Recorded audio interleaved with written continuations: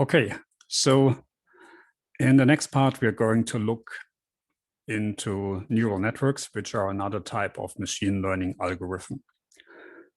So this is a rather big topic, and obviously here we cannot have a comprehensive introduction to neural networks. This is something you learn a bit more in an AI course and even more in a machine learning course. But you'll understand enough on how they work that you are able to apply them. You understand how they work and can use them for various tasks. So we're going to start out with the history, the simplest approach that you can use, which is a single neuron, then talk about larger networks of neurons, and then look into modern libraries that are typically being used nowadays for building neural network applications. So here is a model of a neuron, a single neuron in your brain. This is an extremely simplified model. So this is how people started working with these models decades ago. Nowadays, we know that they are significantly more complex. We understand them a bit more. So just see this as a very high-level abstract simplification of a neuron. So the idea is that you have a neuron cell nucleus, which is connected to others using these dendrites. And there are various external stimulants coming in, so electrical impulses going into the cell. And after these signals reach a certain threshold, the neuron will start firing across the axon, and then there will be an output signal from this neuron. And again, one neuron can be connected to many other neurons. So these other neurons will then receive the output from this one as their input, and so on and so on. So you have a complex network of these neurons where one neuron has an input from multiple other neurons, and the output also goes to multiple other neurons. So back in the 1950s, Franz Rosenblatt made a mathematical model of this neuron, and this is what's called the perceptron. So what we do is we have an input vector. So this is just like before, a feature vector that we put into a machine learning algorithm. And the new thing here is that now each of these input values has an associated weight. So this weight tells us how strong the connection of this input value in the feature vector is to our neuron. There's also a special input, which is called the bias. I'll talk about this a bit later. But basically here we have our n-dimensional feature vector. So here it's 3 dimensions. And then there is an additional bias unit, which is always set to 1. So now all of this input goes into our neuron. And what we do is we compute an activation, a net activation function, which is basically a weighted sum. So we compute weight 0 times x0 plus weight 1 times x1 and so on, plus the bias weight times 1.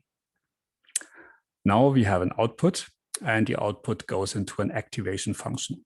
So this is really the interesting thing about the neuron. I mentioned here that this neuron is not always activated. It doesn't always fire. Now, it's not like you have some weak big signals coming in, then you have a weak output, and then for a strong input, you have a strong output. It doesn't work like this. So the input has to pass a certain threshold. And only when the input passes the threshold, you're going to have an output. Otherwise, the output is going to stay 0. So this is here simulated with the activation function. So there's a certain threshold t. Below the threshold, if this weighted sum stays below, we don't produce any output. Output stays 0. And once we're at the threshold, we're going to output 1. So here is everything that you've just seen. We have an input feature vector. This is just like before. so an n-dimensional input feature vector. What we now also have in the perceptron is this weights vector. So for each input, there is a corresponding weight. Then we compute the so-called dot product. So this is just the weighted sum over input value times weight. And then we have the activation function. So here we're using a simple step function. Later you'll see there are other activation functions. We look at this output here. If this weighted sum is above the threshold, we output 1. Otherwise, we output 0. So remember, in addition to the feature vector input here, we also have this bias unit, which is always 1. So you'll see this introduced in pretty much all neural network architectures. Why is this bias unit there? Well, if you look at this weighted sum here and imagine all the inputs are 0. So then obviously it does not matter what the weights are here, because you multiply with 0, the weighted sum is also going to be 0. But now it might be that even for an input of 0, you want to be able to output 1. So this is going to be complicated. You have to move the threshold around to achieve this. And instead of manually defining this threshold, basically you introduce this bias, which is always 1, so the network can learn it by itself. How it's going to learn it, we'll see in a few slides. So the way the bias is written into the formula or the bias is drawn in a diagram is a bit different between different books. This goes back decades, so over time, people have used slightly different notations. Sometimes the bias unit is on the bottom, sometimes on the top, sometimes it's drawn separately, sometimes people even leave it off and just assume it's there implicitly. So just don't get confused. In general, this is always there. And just the way it's put into the notation differs between different books, different libraries, and so on.